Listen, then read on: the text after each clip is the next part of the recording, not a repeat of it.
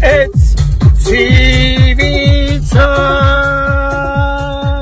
It's CRTV time. Our teams are now embedded in governments around the world. That's actually what they wrote. Yes. And the video is 2 minutes. I didn't play all of it. It's what he says. But what he's saying there sounds reasonable. Yeah. Figuring out on strategic ways to end the lockdown easily. No, that makes sense? Not the end of the lockdown. No. Well, didn't he say that? Yeah. Keep in mind, Tony Blair is the one who's been advocating for vaccine passports, digital identification through COVID, and all of these measures. But didn't they say that about ending the lockdowns and keeping businesses? Once those measures are in place. Right, so he's even in the UK. His stance has been, yeah, we're going to get out of all it, but you have to have digital ID, and you have to have. So during and the war, this is going to introduce the social credit score system, right? So, all of that came from your question, which is, regardless of intention, how do people do that infiltration from within? It's not just Twitter. So back to the psychological operations. It's also embedding people in government who are subscribed to this agenda. Yeah, and the agenda of Klaus Schwab and the World Economic Forum is the same as the agenda of Tony Blair in this regard. They call it on their own website, they call it the Great Reset. That's what they say themselves. Yeah, that's a bizarre thing to do, openly. Why do you think they openly discuss it that way?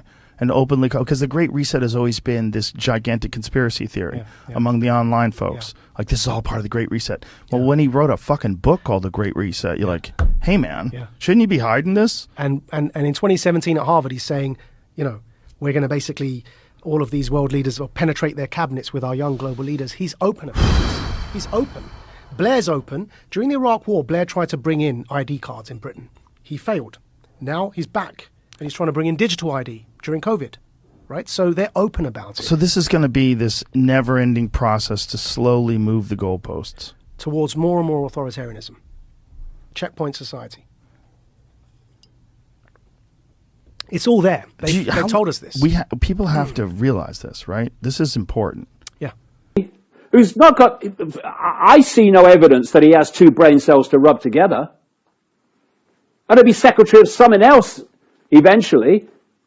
He's not making the decisions, he's just a front man for the real power in the background, the advisors and such. But Matt Hancock says, you must do this. And 66 billion, without even thinking about it, do it. And we sit and we cook in the ever-expanding 5G. It goes to 60 gigahertz and we can't frickin' breathe. And people just sit there. Well, you can't. The government says. We are at a pivotal point in the history of the human race, literally. Because there will be no human race as we know it if we don't get our arses in gear now, worldwide. And people have said to me over the years, Brian, a few people can't control the world. That's ridiculous. They've got half the frickin' world locked down under house arrest, tiny few people, in a matter of weeks. What do you mean they can't? They are. So, how long are we going to take it? How long are we going to take it? Because the next thing they'll start doing is sorting out the food. What can put people under more dependency than the state controlling food? And I'll tell you where this is going. I've said this before, but this is where it's going.